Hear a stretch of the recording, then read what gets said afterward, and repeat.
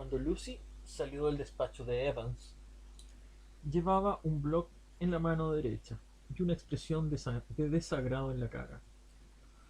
Una larga lista de nombres garabateados a prisa llenaba un lado de la primera página del blog. Se movía con rapidez, como si una sensación de consternación la llevara a apretar el paso. Alzó los ojos y vio que Francis y Peter esperaban y sacudió la atribulada la cabeza mientras se acercaba. Había pensado, de modo bastante tonto, que sería una mera cuestión de comprobar las fechas en los expedientes hospitalarios, pero no es tan sencillo, sobre todo porque los expedientes hospitalarios son bastante caóticos y no están centralizados. Será muy trabajoso, mierda. El señor del mal no ha sido tan servicial como había prometido, comentó Peter maliciosamente. No, respondió Lucy. Vaya, dijo Peter, impostando un ligero acento británico en la imitación de tomapastillas. Estoy anonadado, totalmente anonadado.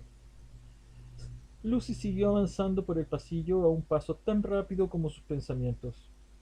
¿Qué pudo averiguar?, preguntó Peter. Que tendré que comprobar los demás edificios y encima encontrar los datos de todos los pacientes que hayan podido tener un permiso de fin de semana que coincida con los asesinatos. Y para complicar más las cosas, no estoy segura de que exista ninguna lista concreta que facilite el trabajo. Lo que tengo es una lista de nombres de este edificio que más o menos encajan en el perfil buscado. 43 nombres. ¿Ha eliminado a alguien por la edad?, preguntó Peter, y la jocosidad había desaparecido de su voz. Sí, es lo primero que hice. A los abuelos no es necesario interrogarlos. Creo que podríamos considerar otro elemento importante, sugirió Peter, y se frotó la mejilla con la mano como si eso le permitiera liberar algunas ideas encalladas en su interior. Lucy lo miró. La fuerza física, aclaró Peter. ¿Qué quieres decir?, quiso saber Francis. Que se necesita fuerza para cometer el crimen que estamos investigando. Tuvo que dominar a Rubita, arrastrarla hasta el trastero. Había signos de lucha en el puesto de enfermería, de modo que sabemos que no se le acercó con sigilo por detrás y la dejó inconsciente de un puñetazo.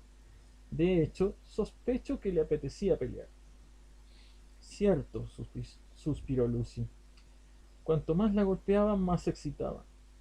Eso encajaría con lo que sabemos sobre esta clase de personalidad. Francis se estremeció y esperó que los demás no se diesen cuenta. Le costaba comentar con tanta frialdad y tranquilidad esos momentos horrorosos. De modo que buscamos a alguien con cierta musculatura, prosiguió Peter. Eso descarta a muchos porque, aunque es probable que Goodfellow lo niegue, este sitio no atrae a gente lo que se dice en forma. No hay demasiados corredores de maratón ni culturistas.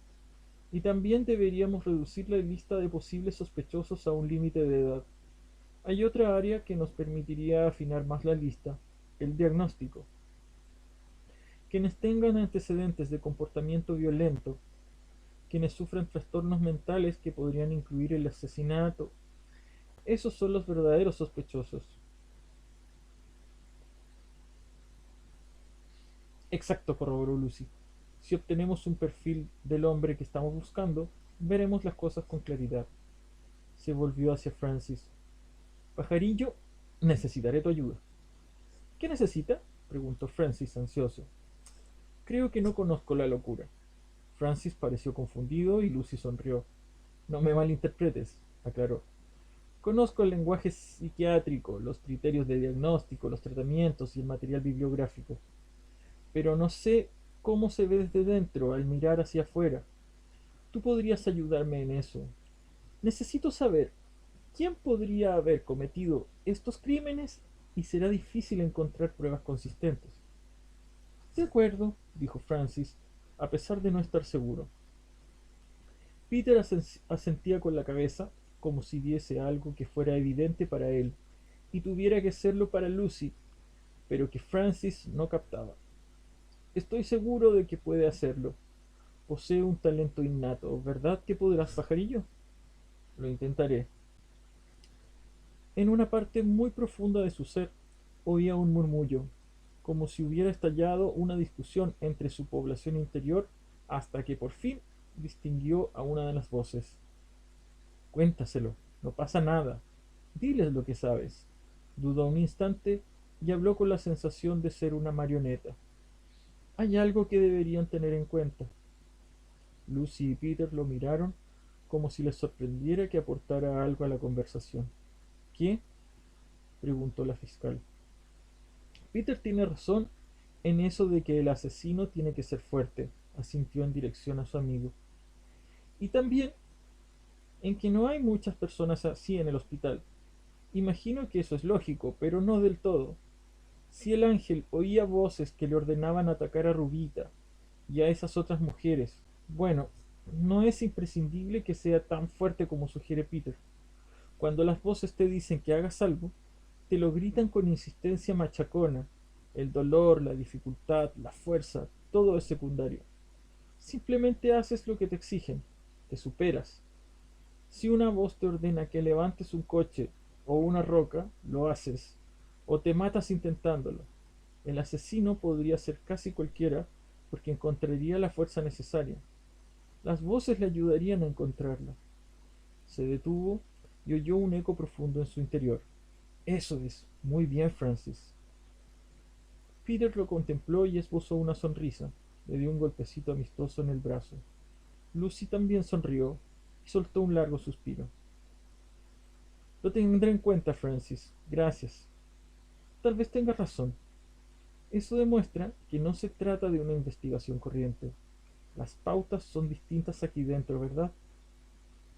Francis se sintió satisfecho de haber aportado algo. Y también aquí dentro, concluyó señalándose la frente. Lo tendré en cuenta, aseguró Lucy y le tocó el brazo. Bueno, necesito que hagáis otra cosa por mí, añadió. Lo que sea, dijo Peter.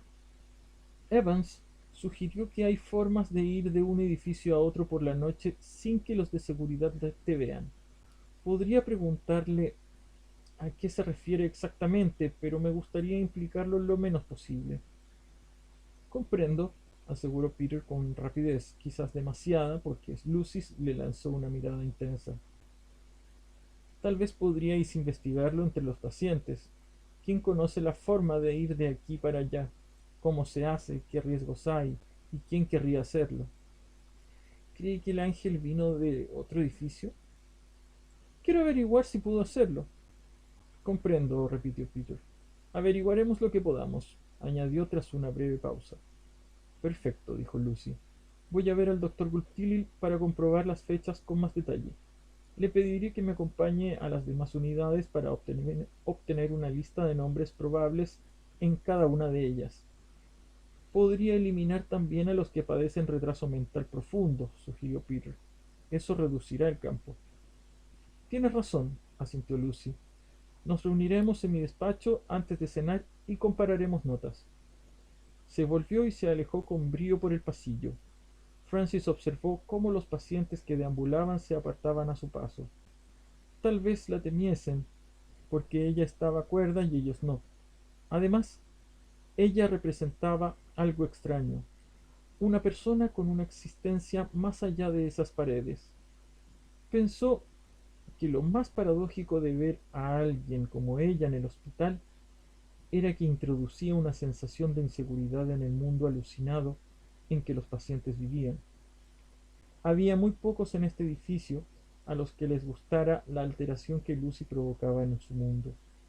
En el Hospital Estatal Western, los pacientes y el personal se aferraban a la rutina porque era la única forma de mantener a raya las terribles fuerzas interiores latentes. Por eso, había tantos que se pasaban ahí años. Sacudió la cabeza. Allí todo estaba al revés. El hospital era un sitio lleno de riesgos, una fuente de conflicto, rabia y locura en constante ebullición. Sin embargo, los pacientes lo consideraban menos aterrador que el mundo exterior. Lucy era el exterior. Francis advirtió que Peter también observaba la marcha de la fiscal.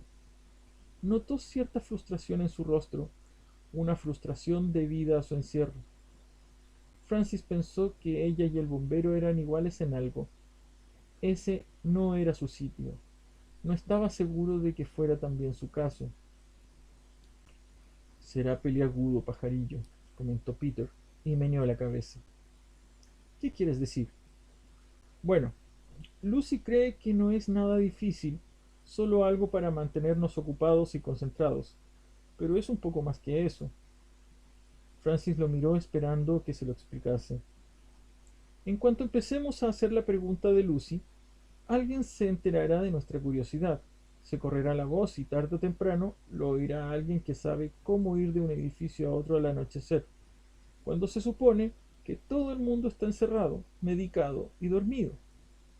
Esa es la persona que buscamos. Es inevitable. Y eso nos volverá vulnerables. Peter inspiró hondo y soltó el aire despacio. Piénsalo un segundo, comentó entre dientes. Vivimos en unidades independientes repartidas por los terrenos del hospital. En ellas comemos, vamos a las sesiones, nos distraemos, dormimos. Y todas las unidades son iguales, pequeños mundos contenidos en un mundo más grande, con muy poco contacto entre cada unidad. Tu hermano podría estar en el edificio de al lado sin que tú lo supieras, coño. Así pues, ¿por qué querría alguien acceder a otro sitio que es exactamente igual al suyo? No puede decirse que seamos un puñado de gángsteres de 3 al cuarto cumpliendo cadena perpetua e intentando averiguar cómo escapar. Aquí nadie piensa en huir, por lo menos que yo sepa. Así que la única razón que alguien podría tener para querer ir a otro edificio es que estamos investigando.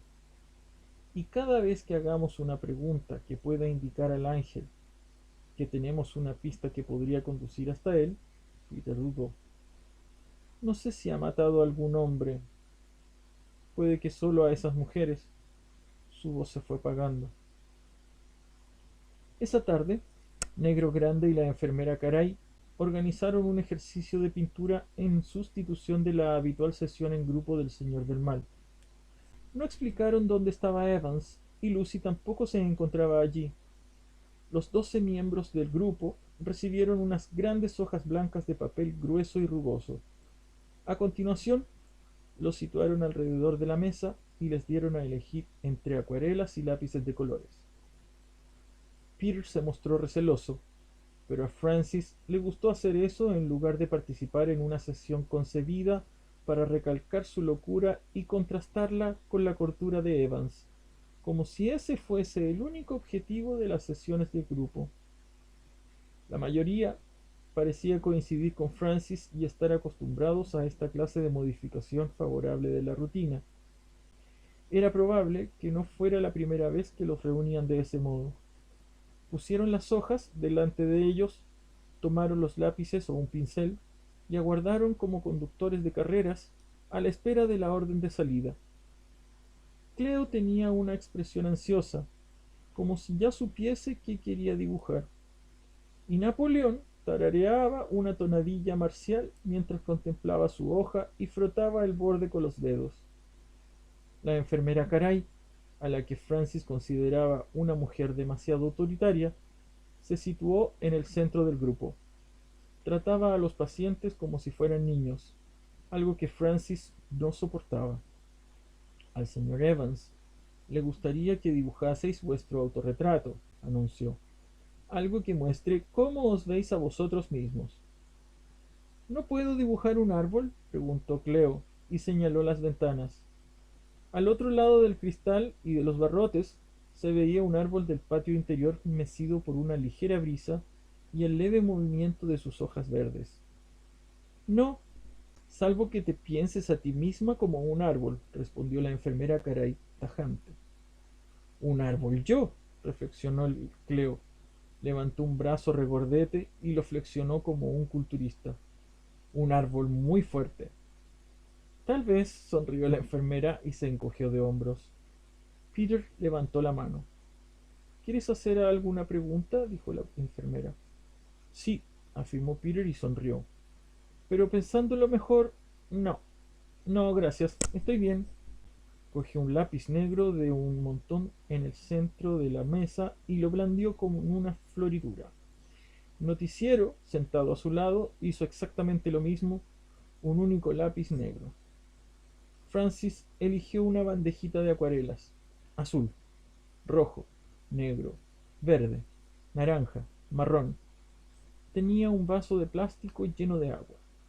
Tras una última mirada a Peter, que se había inclinado sobre su hoja y puesto manos a la obra, se centró en su dibujo. Sumergió el pincel en el agua y luego lo hundió en la pintura negra. Dibujó una larga forma oval y empezó a añadirle los rasgos. Al fondo de la sala, un hombre farfullaba de cara a la pared, como un orante, y solo se interrumpía cada pocos minutos para lanzar una mirada al grupo y reanudar después su farfulle. Francis vio que el mismo retrasado que los había amenazado antes se tambaleaba por la sala gruñendo, los miraba de vez en cuando y se golpeaba repetidamente la palma con el puño. Francis volvió a su dibujo y siguió deslizando con suavidad el pincel por la hoja, viendo con cierta satisfacción cómo se iba formando una figura. Trabajó con ahínco. Intentó dibujar una sonrisa, pero le salió torcida, de modo que la mitad de la cara parecía disfrutar de algo, mientras que la otra se veía apesadumbrada. Los ojos le observaban con intensidad, y le pareció que podía ver más allá de ellos. Pintó el cabello castaño, un poco más oscuro que su tono rubio rojizo, pero sus voces, dispuestas como una especie de grupo de críticos de arte en su interior, opinaron que, dados los limitados colores de la acuarela, era aceptable. Francis pensó que el Francis pintado tenía los hombros demasiado caídos y una pose demasiado resignada. Pero eso era menos importante que intentar plasmar en el Francis pintado sentimientos, sueños, deseos, todas las emociones que él relacionaba con el mundo exterior. Se esforzó en imprimir a la figura un poco de esperanza. No alzó los ojos hasta que la enfermera Caray anunció que solo quedaban unos minutos para terminar la sesión. Echó un vistazo a su lado y vio que Peter estaba dando los toques finales a su dibujo. No había dejado de usar el lápiz negro. Lo que había creado era muy revelador: un par de manos agarradas a unos barrotes que cruzaban de arriba abajo la hoja. No había cara ni cuerpo, solo dedos aferrados a gruesos barrotes negros. Peter firmó su dibujo con una floritura exagerada, cuando la enfermera Caray empezó a recoger las hojas. Francis hizo lo propio con letras mucho más pequeñas. Echó una mirada al trabajo de los demás.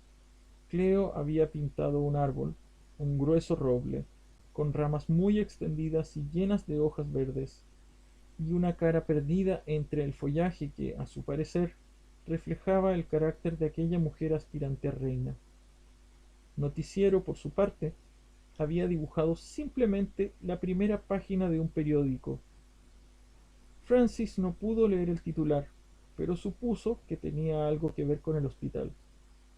La enfermera le tomó el dibujo de las manos y lo examinó un momento. Caray, Francis, sonrió aprobadoramente. Esto está muy bien. Sabes dibujar.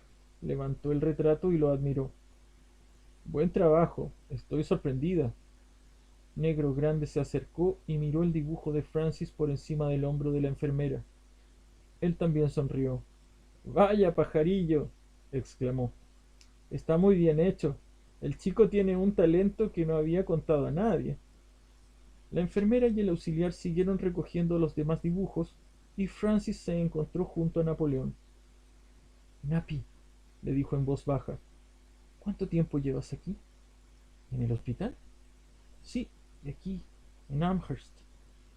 Napoleón reflexionó un momento antes de contestar. Ya hace 2 años, pajarillo, aunque puede que sean 3. No estoy seguro. Hace mucho tiempo, añadió con tristeza. Muchísimo. Pierdes la cuenta, o quizás es que quieren que la pierda, no estoy seguro. Tienes bastante experiencia de cómo funcionan aquí las cosas, ¿verdad? Una experiencia que por desgracia preferiría no poseer, pajarillo. Si quisiera ir de este edificio a alguno de los otros, ¿cómo podría hacerlo? La pregunta pareció asustar un poco a Napoleón, que dio un paso hacia atrás y sacudió la cabeza. ¿No te gusta estar con nosotros?, balbuceó aturullado. Francis negó con la cabeza. No, quiero decir por la noche, después de la medicación, después de que apaguen las luces. Supongo que quisiera ir a otro edificio sin que me vieran. ¿Podría hacerlo? Creo que no, respondió Napoleón tras pensárselo. Siempre estamos encerrados con llave. Pero solo supón que no estuviera encerrado con llave. Siempre lo estamos. Pero supón, insistió Francis. Esto tiene algo que ver con Rubita, ¿verdad? Y con Larguirucho. Pero Larguirucho no podía salir del dormitorio, salvo la noche en que murió Rubita cuando no estaba cerrado con llave. Que yo sepa, la puerta nunca se había quedado abierta. No, no puede salir. Nadie puede. No sé de nadie que quisiera hacerlo. Alguien pudo, alguien lo hizo. Y ese alguien tiene un juego de llaves. Un paciente con llaves, susurró Napoleón, que parecía aterrado. No lo había oído nunca. Es lo que creo. Eso estaría mal, pajarillo. No debemos tener llaves. Cambió el peso de un pie al otro como si el suelo empezara a quemarle. Creo que si sales del edificio, evitar a los de seguridad debe ser bastante fácil. No parecen muy listos precisamente, y creo que fichan en el mismo sitio a la misma hora todas las noches, de modo que hasta alguien tan loco como nosotros podría eludirlos con un poco de astucia. Soltó una risita histérica al pensar que los guardias eran unos incompetentes, pero de pronto frunció el entrecejo. Aunque este no sería el problema, pajarillo, añadió. ¿Cuál sería el problema? Volver a entrar, aunque tuvieras una llave. La puerta principal está delante del puesto de enfermería. Es igual en todos los edificios, ¿no? Y aunque la enfermera o el auxiliar de guardia estuvieran dormidos en ese momento, lo más seguro es que el ruido de la puerta los despertará. ¿Y las salidas de emergencia en el lateral del edificio? Creo que están atrancadas a cal y canto, sacudió la cabeza y añadió. Quizás sea una violación de las normas antiincendios. Deberíamos preguntar a Peter, seguro que él lo sabe. Es probable, pero si quieres entrar, ¿no crees que hay otra manera? Puede que sí, pero nunca he oído que nadie quisiera ir de un sitio a otro. Jamás, ni una sola vez. ¿Por qué iba a quererlo alguien cuando todo lo que queremos, todo lo que necesitamos y todo lo que podemos usar está aquí, en este edificio? Era una pregunta deprimente y también falsa porque había alguien cuyas necesidades eran distintas a las enumeradas por Napoleón. Francis se planteó, quizá por primera vez, ¿qué necesitaría el ángel? Fue Peter quien vio al encargado de mantenimiento cuando salíamos de la sala de estar. Más adelante me pregunté si las cosas habrían sido distintas si hubiéramos visto qué estaba haciendo exactamente, pero íbamos a hablar con Lucy, y eso siempre parecía tener prioridad. Más adelante me pasé horas, quizá días, meditando sobre la congruencia de las cosas, como si el resultado pudiera haber cambiado en caso de que alguno de los tres hubiera alcanzado a ver la conexión que era tan importante. A veces la locura consiste en la fijación, en pensar en una sola cosa. La obsesión del arquirucho era el mal, la de Peter la necesidad de absolución, la de Lucy la necesidad de justicia. Ellos dos no estaban locos, claro, por lo menos no tal como yo conocía la locura, o como Tomapastillas o incluso el Señor del Mal lo conocían. Pero curiosamente, las necesidades imperiosas pueden convertirse en sí mismas en una especie de locura. La diferencia es que no se pueden diagnosticar con la misma facilidad que mi locura.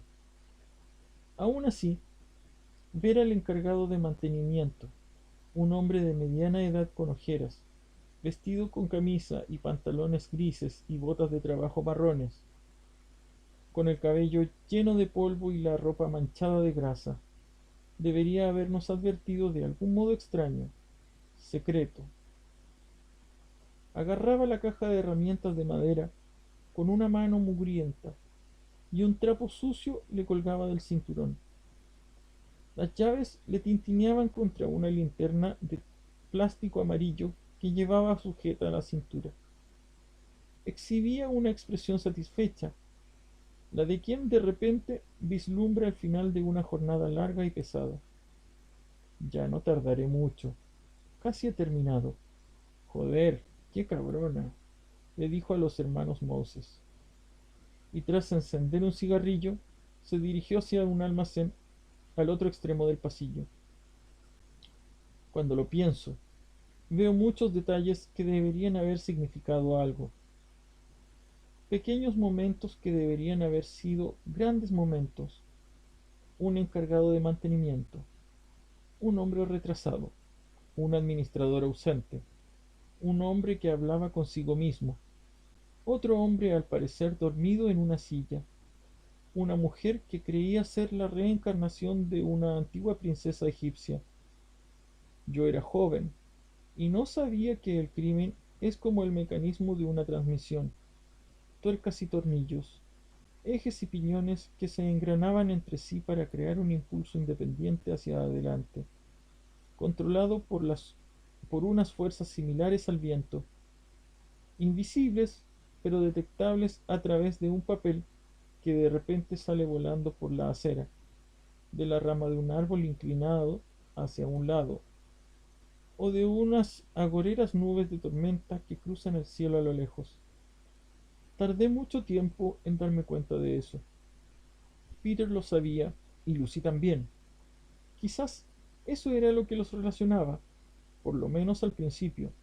Estaban alerta y siempre atentos a los mecanismos que los indicaran dónde buscar al ángel. Más adelante pensé que lo que los vinculaba era algo más complejo. Era que ambos habían llegado al Hospital Estatal Western sin saber qué era lo que necesitaban. Ambos tenían un gran vacío en su interior y el ángel estaba ahí para llenárselo. Me senté en la posición del loto en el centro de la sala. El mundo a mi alrededor parecía silencioso y tranquilo. Ni siquiera se oía el llanto lejano de algún niño en el piso de los Santiago. Al otro lado de la ventana estaba muy oscuro, una nube tan densa como un telón. Intenté captar el ruido del tráfico, pero hasta eso se oía apagado. Ningún motor potente de algún camión al pasar. Me miré las manos y pensé que faltarían un par de horas para el alba. Peter me miró una vez que la última oscuridad de la noche antes del amanecer es la hora en que muere más gente. La hora del ángel. Me levanté, cogí el lápiz y empecé a dibujar. En unos minutos tenía a Peter tal como lo recordaba. Después me dispuse a dibujar a Lucy a su lado. Quería plasmar una belleza pura, así que hice un poco de trampa con las cicatrices de su cara. La dibujé un poco más pequeña de lo que era. Pasados unos cuantos instantes, los tenía conmigo, tal como los recordaba de esos primeros días, no como acabamos siendo después. Lucy Jones no encontraba un atajo que la acarreara al hombre que buscaba, por lo menos ninguno sencillo y evidente, como una lista de pacientes que hubieran tenido claramente la ocasión de cometer los 4 asesinatos. Así que permitió que el doctor Gulptilil la acompañara de un edificio a otro, y en cada uno de ellos pasó la relación de pacientes. Eliminó a todos los que sufrían demencia senil y examinó con criterio la lista de retardados mentales. También suprimió, en su creciente lista, a los que llevaban más de 5 años en el hospital. Admitía que eso era una mera suposición por su parte, pero creía que quienes hubieran pasado tanto tiempo en el centro estarían tan atiborrados de fármacos antipsicóticos y tan constreñidos por la locura que les sería difícil manejarse fuera del hospital. Estaba convencida de que el ángel era una persona con capacidad para desenvolverse en ambos mundos. Se percató de que no podía eliminar a los miembros del personal. El problema en ese aspecto sería conseguir que el director médico le encargara los expedientes de los empleados, le entregara los expedientes de los empleados, para lo que necesitaría alguna prueba que sugiriera que un médico, una enfermera o un auxiliar estaba relacionado con el crimen. Mientras caminaba junto al pequeño médico indio, no escuchaba la perorata de éste sobre las virtudes de los centros como el Western, sino que se preguntaba cómo proceder. En Nueva Inglaterra, a finales de primavera, las tardes están envueltas en penumbra, como si el mundo dudara sobre sustituir el frío y húmedo invierno por el verano. Unas brisas cálidas del sur empujadas por corrientes de aire más altas se mezclan con otras frías procedentes de Canadá. Ambas sensaciones son como inmigrantes inoportunos en busca de un nuevo hogar.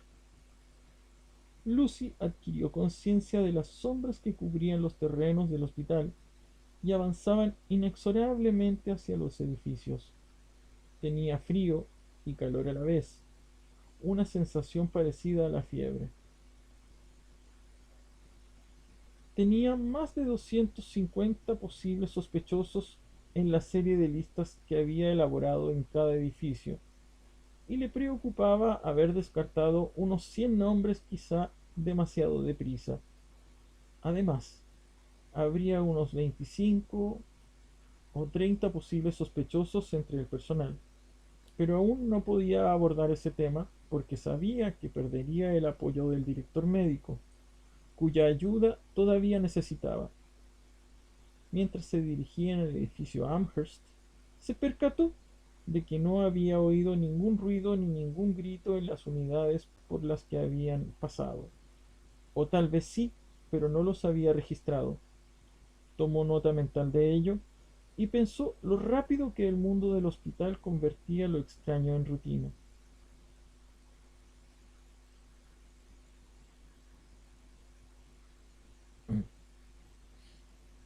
He leído un poco sobre la clase de hombre que está buscando, dijo Tilly mientras cruzaban el patio interior. Sus pasos resonaban contra el pavimento. Lucy vio que un guardia de seguridad estaba cerrando la verja de hierro de la entrada. Es interesante comprobar la escasa bibliografía médica dedicada a este tipo de asesinato. Hay muy pocos estudios serios. Las autoridades policiales están intentando elaborar perfiles, pero, en general, no se han tenido en cuenta las ramificaciones psicológicas, los diagnósticos y los tratamientos indicados para esa clase de personas. Tiene que comprender, señorita Jones, que a la comunidad psiquiátrica no le gusta perder el tiempo con psicópatas. ¿Y eso por qué, doctor? Porque no pueden tratarse. ¿En absoluto? En absoluto. Por lo menos, no el psicópata clásico. No responde a la medicación antipsicótica como un esquizofrénico, ni como un bipolar, un obsesivo compulsivo, un depresivo clínico u otro. Eso no significa que el psicópata no tenga una enfermedad identificable médicamente, al contrario, pero su falta de humanidad, supongo que esta es la mejor manera de expresarlo, lo sitúa en una categoría escurridiza. Los psicópatas no responden a los tratamientos, señorita Jones. Son deshonestos, manipuladores, a menudo muy presuntuosos y extremadamente seductores. Siguen impulsos propios, ajenos a las convenciones de la vida y la moralidad. Debo añadir que son aterradores. Unos individuos muy inquietantes cuando se entra en contacto clínico con ellos. El astuto psiquiatra Harvey Sheckley ha publicado un interesante libro sobre esa clase de casos. Estaría encantado de prestárselo. Puede que sea la mejor obra sobre estos psicópatas, pero le resultará una lectura de lo más angustiante, porque las conclusiones sugieren que no podemos hacer gran cosa, desde el punto de vista clínico me refiero. Se detuvieron frente al edificio Amherst y el médico ladeó la cabeza como para escuchar mejor. Un grito agudo rasgó el aire, procedente de uno de los edificios contiguos. ¿Cuántos de sus pacientes han sido diagnosticados como psicópatas?, preguntó ella. Ah, una pregunta que había previsto, dijo el médico a la vez que meneaba la cabeza. ¿Y la respuesta es?